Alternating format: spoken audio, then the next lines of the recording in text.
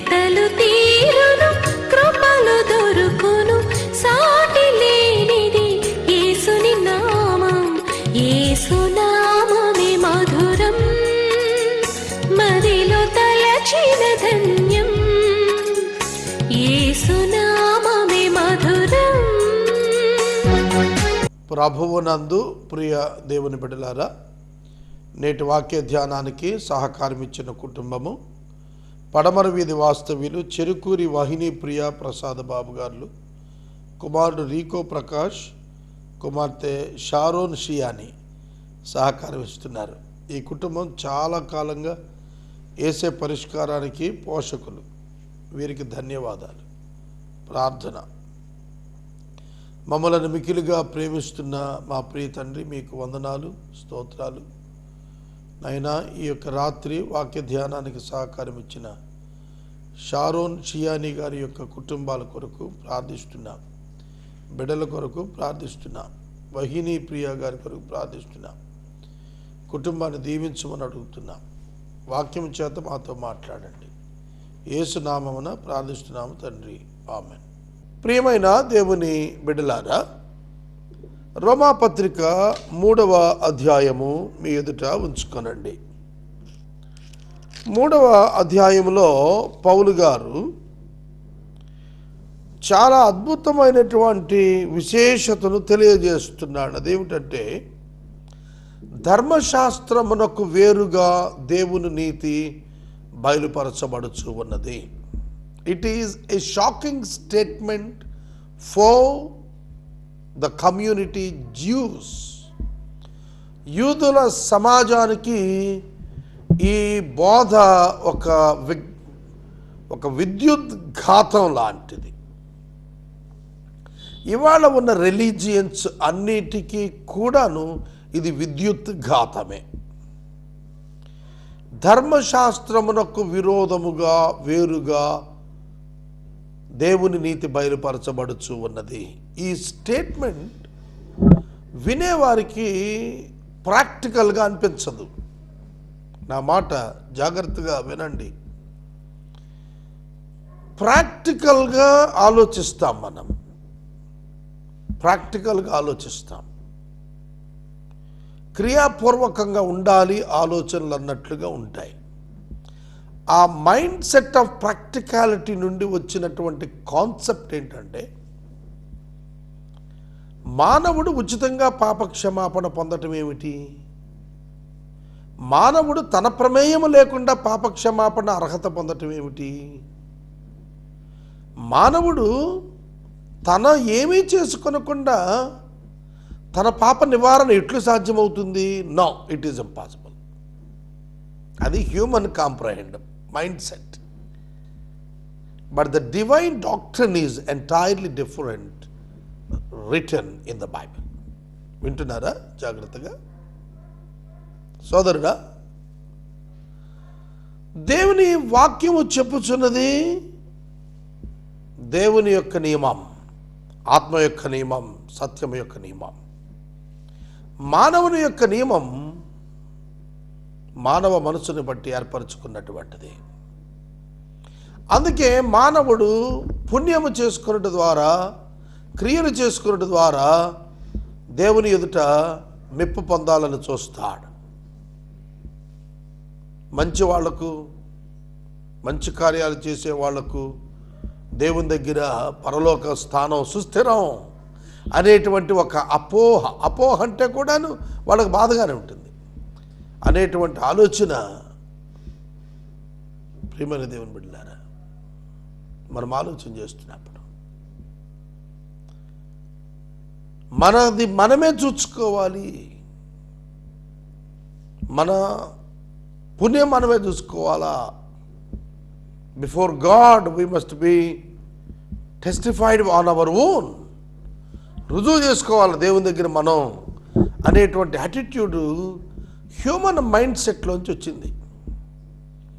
కానీ divine provision డిఫరెంట్గా ఉంది. అదేమిటంటే, యేసుక్రీస్తు నామమునందలి విశ్వాసము ద్వారా ఉచిత పాప క్షమాపణ. ఒక మాట నాకు జవాబు చెప్పండి, ఒక మాట జవాబు చెప్పండి. నీ పాపములు క్షమించబడినవి.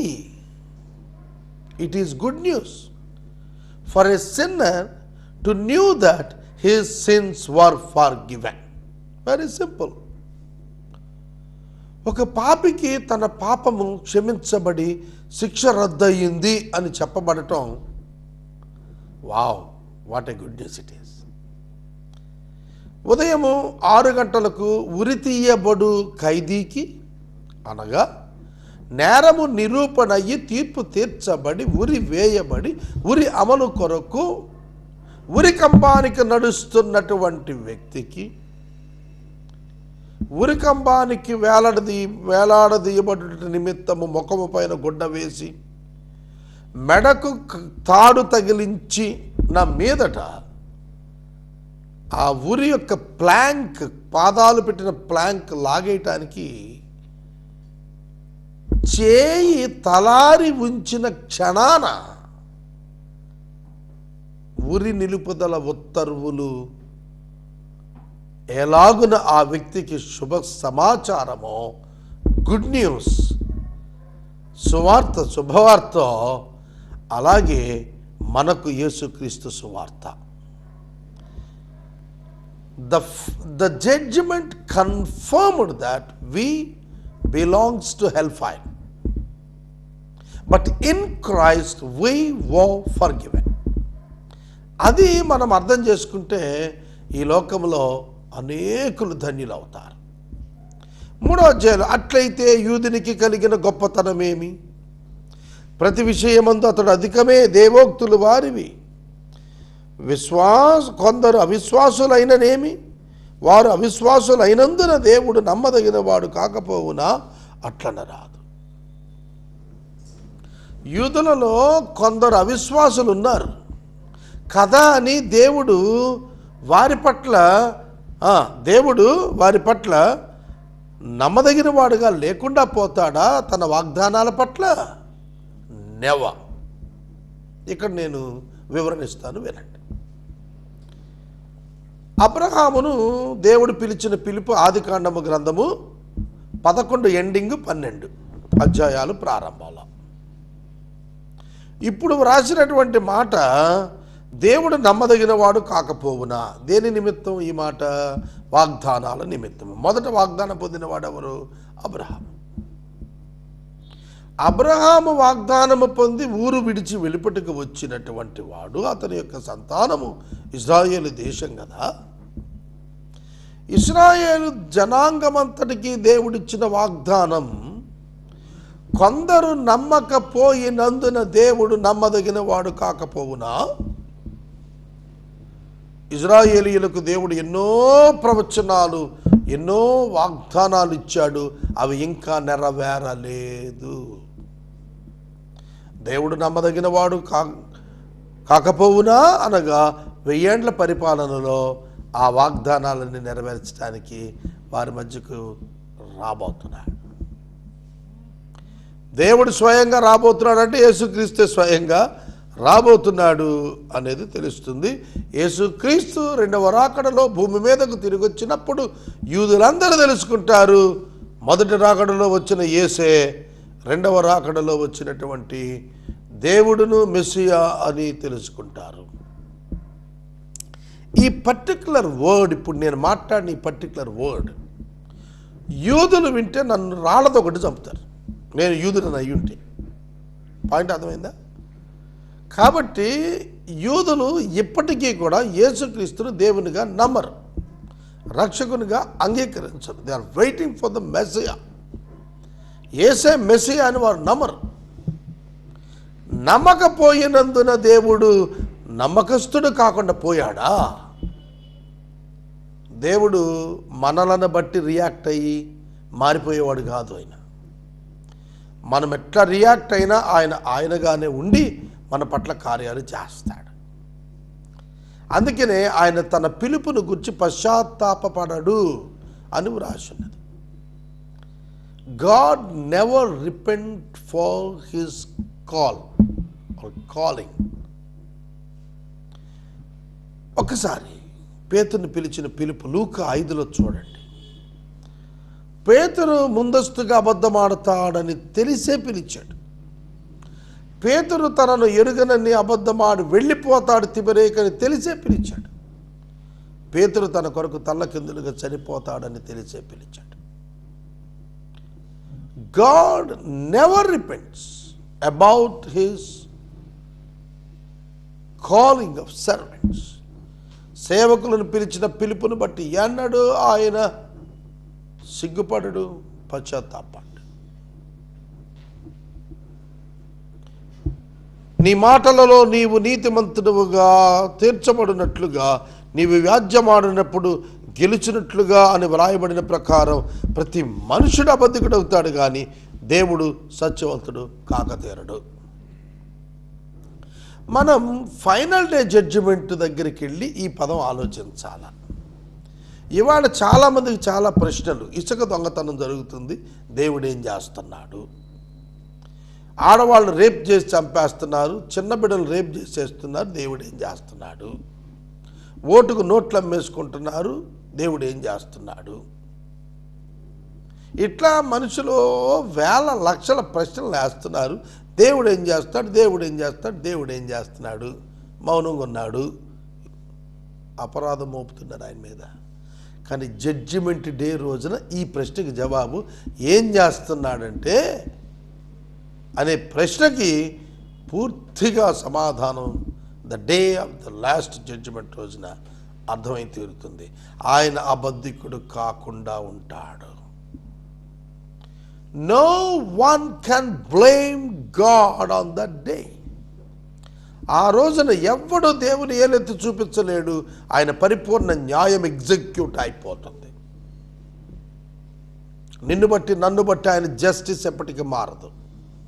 నేను చెప్తానండి, ఇవాళ చాలా సందర్భాల్లో చెప్పాను కూడాను, ఇవాళ దేవుడు నన్ను నరకాన్ని వేస్తే, జాగ్రత్తగా నాని వేస్తే కూడా ఆయన న్యాయవంతుడే.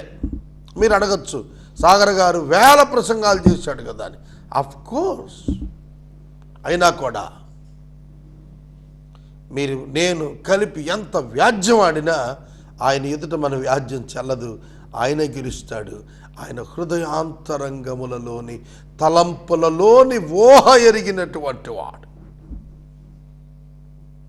మేజర్ ప్రాబ్లం ఏంటంటే, నాకు ఎదట వ్యక్తితో మాట్లాడుతున్నప్పుడు నేను మాట వెనక వచ్చే ఆలోచన సరళ యొక్క తీరును, దాని వెనకున్నటువంటి బ్యాక్గ్రౌండ్ను ఎస్టిమేట్ వేసి ఎనలైజ్ చేసి ఆ మాట యొక్క తత్వం ఏమిటి వెనక అనేది తెలుసుకుని చిక్కులు పాలయ్యా నేను చాలా సందర్భాల్లో.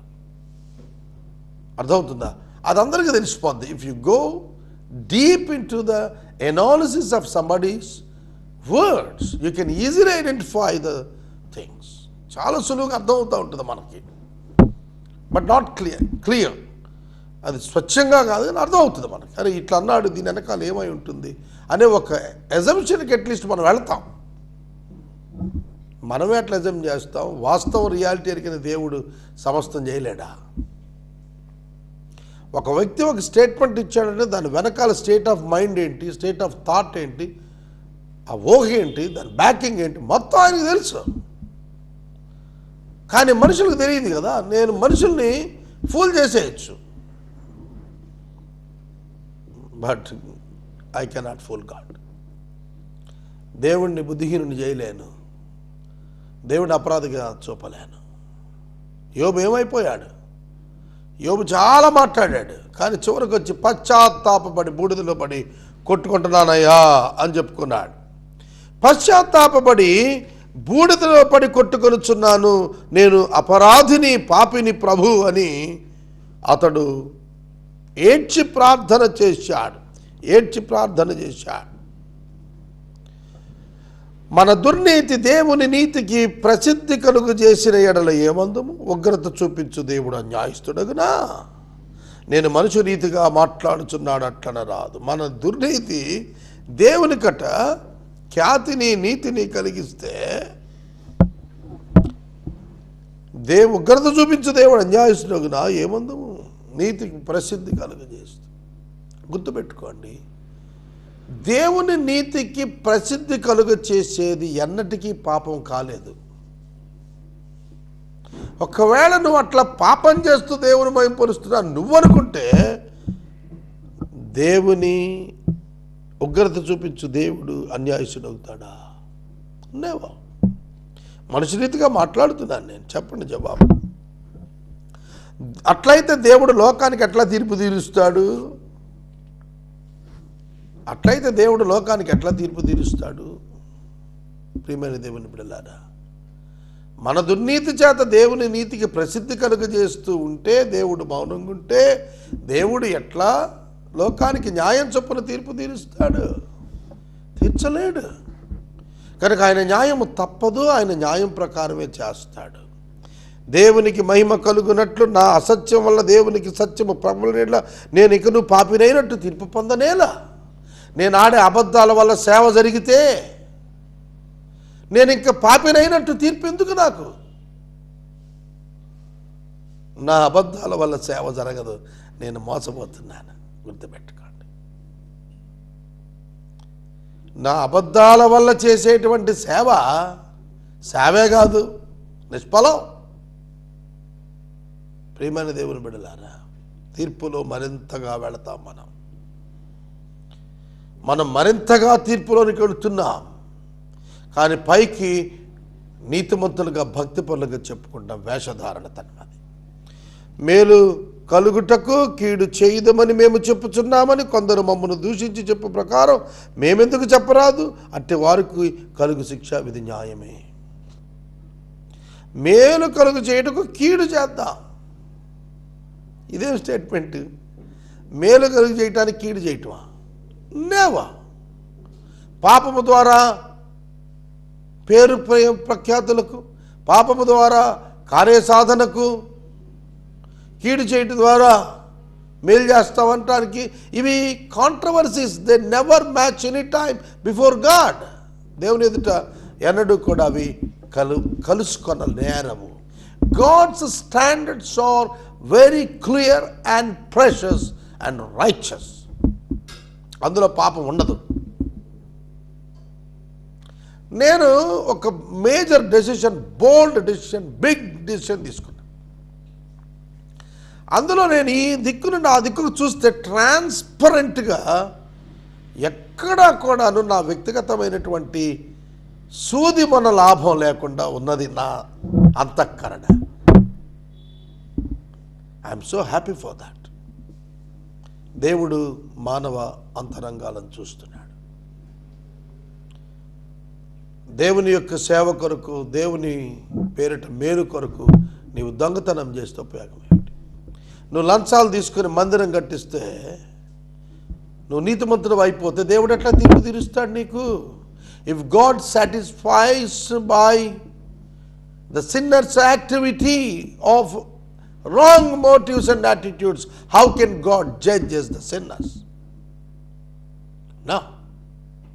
నీ పాపం వల్ల మేలుకరమైన కార్యాలు చేస్తూ పోతే చాలామంది వడ్డీలకు ఇస్తున్నారు ఈ దినాల్లో. 10 రూపాయలు వడ్డీ అండి. బ్యాంక్ కూడా రూపాయికి ఇంకా 60 పైసలకి ఇస్తున్న రోజుల్లో మనం 10 రూపాయల వడ్డీ, 15 రూపాయల వడ్డీ తీసుకుంటున్నారు. తీసుకొని అందులో కొంత దాన కార్యాలకు ఇస్తున్నారు. ఆ దాన కార్యాలు ఈ పిండేస్తున్న వడ్డీని వైట్ చేస్తాయా? దేవుని ఎదుట చెయ్యం, ఖచ్చితంగా చెయ్యం. ఒక పాపం ద్వారా నేను మంచి చేస్తాను, ఒక అవినీతి ద్వారా నీతి స్థాపన చేస్తాను అంటే God never compromises. May the servant of Lord may compromise, but God never compromise. లంచాల చేత మందిరాలు కట్టడం, లంచముల చేత మిషనరీ పోషణ చేస్తారు అనుకోవటం, ఇట్స్ ఎ షేమ్ఫుల్ థింగ్. నాకు ఒక ఆఫీసర్ చెప్పాడు, బ్రదర్ నేను నాకు వచ్చే వాటా డబ్బు ముట్టుకున్న దాన్ని దేవుడు పంపించేస్తాను. Do you think that God is a beggar? దేవుడు అడుక్కునేవాడా? నువ్వు పంపించే డబ్బు కోసం కక్కుర్తి పడతాడా? షేమ్. పాపము చేత నీతిని స్థాపించగలమనేటువంటి ఏ విధమైనటువంటి ఆలోచనకు రావద్దు ఇప్పుడు కూడా. అలాగైనా ఏమందము, మేము వారికంటే శ్రేష్ఠులమా, తక్కువ వారమా, ఎంత మాత్రం కాము, యూదులేమి గ్రీసు దేశస్థులు అందరి పాపములకు లోనై ఉన్నారని ఇంతకుముందు దోషారోపణ చేసి ఉన్నాము. యూదుల గురించి మాట్లాడుతూ అంటున్నాడు, మేము వారికంటే శ్రేష్ఠులమా, తక్కువ వారమా, శ్రేష్ఠులము కాదు, మేము తక్కువ వారము కాదు. We all are alike as sinners. మేము ఎక్కువ నీతిమంతులము కాదు, వాళ్ళకన్నా తక్కువ పాపులము కాదు, కానీ అందరము పాపులమే. యూదులేమి గ్రీసు దేశస్థులేమి అందరూ పాపమునకు లోనై ఉన్నారు, దోషారోపణ చేసే ఉన్నాము.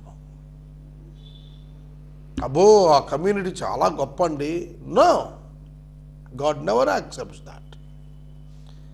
నీ మానవ ఆచారాల చొప్పున గ్రేడింగ్లో మనుషులకు వాళ్ళు గొప్ప అవుతారే. మా మధ్యన ఒక లీడర్ ఎవరో పేరు గుర్తులేదు నాకు, స్నానాలు చేయకుండా వస్తారు, దళితులు కించపరిచాడని అప్పుడు గొడవ చేశారు.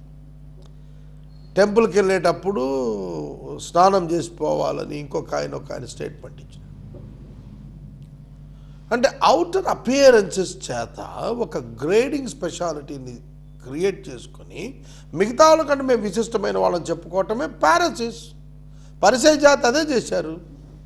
వాళ్ళనే దేవుడు వేషధారులారా, సొంతం కొట్టిన సమాధులారా, హృదయాన్ని మార్చుకోకుండా అలవాట్లను మార్చి చూపిస్తున్నారా మీరని అడిగాడు. అర్థమైందా నా మాట? ఇవాళ majority of Christianities are like this. Majority of Christianity, ఈ మాట నన్ను కొడతారు, కొట్టారు, నో ప్రాబ్లం. ఇవాళ ఎట్లా అయిపోయింది, స్పిరిచువాలిటీ అనే పేరున బయటకు చూపిస్తున్నారు, లోపల మార్పే లేదు. ఒక సంఘంలో 2 లక్షల మంది ఉంటే ఆ నగరంలో ఉద్యమం లేదే. యెరూషలేములో 12 మందిలో ఒకడు చచ్చిపోయారు, 11 మంది ఉంటే అపోస్తుల్లో తల్లకిందులు చేసి పారేశారు. మరి 2 లక్షల మంది 1,000,000 మందిని తల్లకిందులు చేయలేకపోతున్నారేంటి? ఉట్టిదే. వాళ్ళు మార్పు లేని వారు శక్తిహీనులు. they were not transformed, they were not spirit filled. వాళ్ళు ఏం చేస్తారండి, తలకిందులు, ఆ పాస్టర్ని తలకిందులు చేస్తారు, అంతకంటే ఏముండదు. దొంగ ఏం లేదు. సహోదరుడా, సహోదరి, నేను మీకు మనవి చేస్తున్నాను, పై మెరుగులు చూసి భక్తి అనుకునేటువంటి మోసంలో చిక్కుకోవద్దు. Deep in your heart confess, repent, confess and repent. మిమ్మల్ని మీరు పాడు చేసుకోవద్దు. మీ విశ్వాసం చొప్పున మీరు ఎదగడం నేర్చుకోండి. విశ్వాసము అంతకంతకు విశ్వాసము కలిగించినట్లు దేవుని నీతి సువార్త ఎందు బయలుపడుతుంది అన్నాడు పౌలు గారు. అది చూడండి, అంతేగాని మా ఫెలోషిప్ గొప్పది బ్రదర్, మా యూనియన్ గొప్పది బ్రదర్, మిగతా వాళ్ళు అల్పులయ్యాళ్ళు ఎందుకు పనికిరాడు. నో, ఎవరికే గొప్పతనం లేదు, అందరూ పాపాత్ములే. అందుకని 3వ అధ్యాయంకి వచ్చేటప్పటికి ప్రభువు మాట్లాడుతున్నాడు. ఇందుని గురించి వ్రాయబడింది, ఆల్రెడీ రాసేశాడు. ఏమని రాసేశాడంటే, ఇందుని గురించి ఏమని రాశాడు, నీతిమంతుడు ఒక్కడును లేడు, గ్రహించువాడు ఒక్కడును లేడు, దేవుని వెతుకువాడు ఒక్కడును లేడు, అందరూ ఏకంగా త్రోవ తప్పి పనికి మాలినోళ్ళు అయిపోయారు, మేలు చేయవాడు లేడు, ఒక్కడు లేడు, గొంతుకు తెరిచిన సమాధి, నాలుకలు మోసం, పెదవుల కింద విషం, నోటి నిండా పగ, శాపం, రక్తం చిందించడానికి పాదాలు పరిగెత్తుతాయి, నాశనం కొరకు మార్గాలున్నాయి, శాంతి మార్గము ఎరుగని వారు, కనులు ఎదుట వారికి దైవ భయం లేదు, నోరు మూయబడినట్లు సర్వలోకము దేవుని శిక్షకు పాత్రం ఉన్నట్టు ధర్మశాస్త్రం చెప్పుచున్న వాటిలో ధర్మశాస్త్రం లోనైన వారితోనూ చెప్పుచున్నదని ఎరుగుదము. ఏలయనగా ధర్మశాస్త్ర సంబంధమైన క్రియల మూలముగా ఏ మనుషుడు దేవుని దృష్టికి నీతిమంతుడిగా తీర్చబడడు. గోదానం, భూదానం, వస్త్రదానం, అన్నదానం, ఈ దానం, ఆ దానం, ఏ దానం నువ్వు చేసినా దేవుడు నిన్ను నీతిమంతుడుగా తీర్చడు. ఆమేన్. అంతే. ధర్మశాస్త్రము వలన పాపమనగా ఎట్టిదో తెలియబడుచు ఉన్నది. Don't fool yourself. నేను 10,000 ప్రసంగాలు చేస్తే పరలోకం ఇవ్వడు, ప్రతిఫలం ఇస్తాడు. If I'm saved. నేను రక్షించబడితే ఆ ప్రతిఫలమైన వస్తుంది, లేకపోతే అది కూడా రాదు. నేను రక్షించబడ్డాననేది నాకొక్కడికే తెలుస్తుంది, దేవునికి తెలుస్తుంది, ఇంకోటికి తెలియదు.